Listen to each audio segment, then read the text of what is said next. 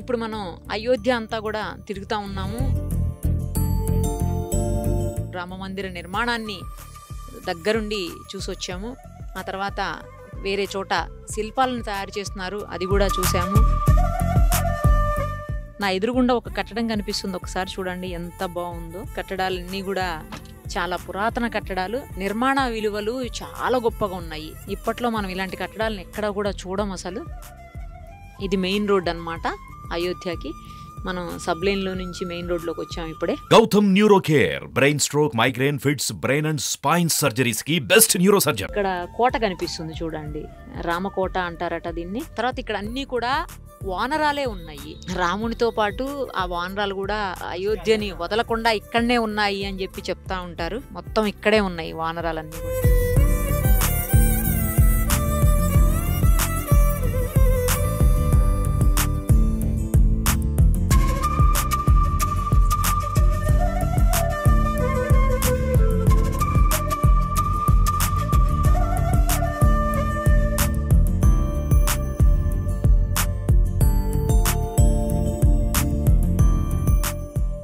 అయోధ్యలో ఉన్నటువంటి ఒక కింగ్ కి సంబంధించినటువంటి డైనాసిటీలో ఇప్పటికీ ఆ కోట అలాగే ఉంది. ప్యాలెస్ అంటారంట, రాజా ప్యాలెస్ అని చెప్పేసి. ఒకసారి చూడండి, నా వెనకాల కనిపిస్తా ఉంది.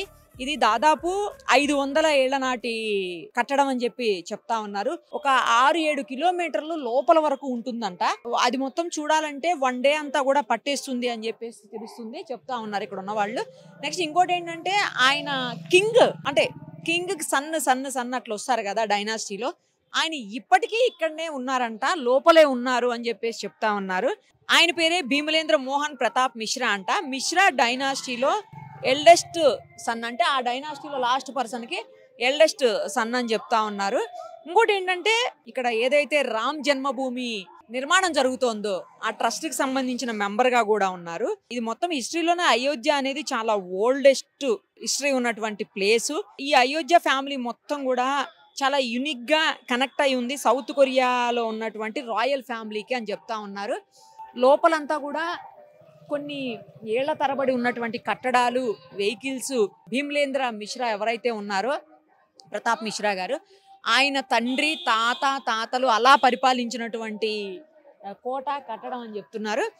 లోపలికి అలో చెయ్యట్లేదు, ఎందుకంటే కింగ్ అదే ఎవరైతే రాజా అని చెప్తున్నారో భీమలేంద్ర ప్రతాప్ మిశ్రా గారు ఇప్పుడు ఉన్నారంట లోపలనే, సో అందుకే అలో చేస్తలేదు మనల్ని. తర్వాత అక్కడ మనకు కనిపిస్తా ఉంది చూడండి, మెక్డోనెల్ క్లాక్ టవర్ పెట్టారు, 1900లో పెట్టిన క్లాక్ టవర్. అటు సైడ్ ఇటు సైడ్ కూడా సింహం సంబంధించినటువంటి బొమ్మలు కనిపిస్తా ఉన్నాయి. ఈ ముందు ఏదైతే బ్రౌన్ కలర్ లో కనిపిస్తుందో, బ్రిక్ కలర్ లో, అది మాత్రమే లేటెస్ట్ గా ముందున్నది దాన్ని రినోవేట్ చేశారని చెప్తున్నారు. మిగతా అంతా కూడా 500 ఏళ్ల నాటి సంస్థానము, అది అలాగే ఉంది అని చెప్తున్నారు. మీరు ఒకసారి ఆ కట్టడాలు చూస్తే అర్థమవుతుంది. బయట నుంచే ఇలా ఉందంటే లోపల ఇంకెంత బాగుందో. మనకి వెళ్ళడానికి ఆప్షన్ లేదు, లేదంటే లోపలికి తీసుకుని వెళ్ళి అది పర్మిషన్స్ తీసుకోవడానికే 2-3 డేస్ పడుతుందంట. సో నెక్స్ట్ టైం వచ్చినప్పుడు తప్పకుండా లోపలికి తీసుకెళ్ళి లోపల రాజుగారి ప్యాలెస్ ఎలా ఉంటుంది, ఇప్పటికీ నివసిస్తున్నారు కాబట్టి ఆయన అందులోనే, అది ఎలా ఉంటుంది అని చెప్పి చూపించే ప్రయత్నం అయితే చేస్తాను. ప్రస్తుతానికైతే బయట నుంచి చూడండి, ఇక్కడ కూడా మంకీస్ ఉన్నాయి. అయ్యో చూడండి ఒకసారి ఎంత బాగా కనిపిస్తున్నాయో మంకీస్. మెయిన్ ఏంటంటే, నేను మొదటి నుంచి చెప్తా ఉన్నాను, యూపీలో ఎంటర్ అయిన దగ్గర నుంచి కూడా ఇక్కడ కట్టడాలన్నీ కూడా చాలా స్ట్రాంగ్గా ఉన్నాయి.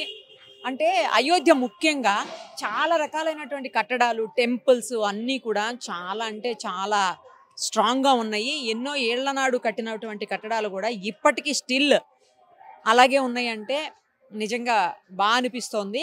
ఎక్కువగా రాతి కట్టడాలు కనిపిస్తున్నాయి మనకు, సిమెంటో లేకపోతే వేరే దానికంటే కూడా రాతి కట్టడాలు బాగా కనిపిస్తున్నాయి. ఒకసారి అక్కడ వానరాలను చూడండి, ఆ కవర్ ఏదో ఉంటే తీసుకొని ఏదో తినేస్తున్నాయి అక్కడ. ఇవైతే మాత్రం ఫుల్గా కనిపిస్తున్నాయి, ఎక్కడంటే అక్కడ అయోధ్య నిండా ఇవే కనిపిస్తూ ఉన్నాయి, వానరాలే. ఎవరిని ఏం చేయట్లేదు కానీ బట్ చాలా ఎక్కువగా కనిపిస్తూ ఉన్నాయి అవి. అయోధ్య ఒకసారి రామ మందిర ఓపెనింగ్ జరిగింది అంటే జనవరి 20 నుంచి ఇంకా అందరికీ అవైలబుల్ ఉంటుంది దర్శనం చేసుకోవటానికి. సో అక్కడ వచ్చారు అంటే ఖచ్చితంగా చుట్టుపక్కల అన్నీ కూడా ఒకసారి చూసేదానికి ప్రయత్నం చేయండి. సరయూ నది ఒకటి, తర్వాత ఈ మహల్, రాజా మహల్ ఒకటి, ఇలాంటి అన్నీ కూడా కట్టడాలన్నీ కూడా ఒకసారి చూడండి. మళ్ళీ మళ్ళీ మనం రాలేము, చూడలేము ఇవన్నీ కూడా. కాబట్టి అయోధ్య వస్తే మాత్రం ఇవన్నీ చూడండి. ఆ టెంపుల్ కూడా చూడండి ఎంత బాగుందో అసలు. ఇటు ఒక టెంపుల్, అటు ఒక టెంపుల్. అంటే ఈ మహల్కి ఎదురుగుండా 2 టెంపుల్స్ కూడా కనిపిస్తున్నాయి మనకు. ఆ టెంపుల్స్ కూడా ఇప్పటికీ చెక్కు చెదరకుండా అలాగే ఉన్నాయి. దాని మీద చెక్కినటువంటి నగిశీలు కూడా, ఆ శిల్పకళ ఏదైతే ఉందో అదంతా కూడా చాలా బాగా అనిపిస్తోంది. అప్పట్లోనే ఇంత ఇంజనీరింగ్ పనితనం ఉందా, అసలు ఇప్పటికంటే అప్పుడే ఇంకా గ్రేట్ ఏమో. ఎందుకంటే ఆ స్ట్రక్చర్ని కన్స్ట్రక్ట్ చేయటంలో కావచ్చు, లేకపోతే దాన్ని డిజైన్ చేయటంలో మెయిన్లీ ఆ డిజైన్ని బట్టే కదా కన్స్ట్రక్షన్ జరుగుతుంది. డిజైన్ చేయటం అయితే అసలు ఎంత బాగా అనిపిస్తుందంటే, అప్పట్లో మనలాగా మెషిన్స్ కూడా లేవు, మాన్యువల్గానే చెయ్యాలి, చేతులతోటే చెయ్యాలి, కార్మికులు రేంబౌళ్ళు కష్టపడి చెయ్యాలి. సో అలా చేసినటువంటి మహల్ ఇది.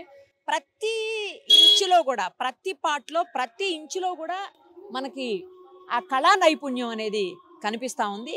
ఒకసారి మీరు చూస్తే అర్థమవుతుంది. నార్మల్గా అయితే అలో చేస్తున్నారు లోపలకు, అక్కడ వరకు కొంచెం దూరం వరకు. బట్ కెమెరా మైక్స్తో మాత్రం మీడియా వాళ్ళని అలౌ చేయట్లేదు. పర్మిషన్ తీసుకునేదానికి నెక్స్ట్ టైం వచ్చినప్పుడు ట్రై చేస్తాను.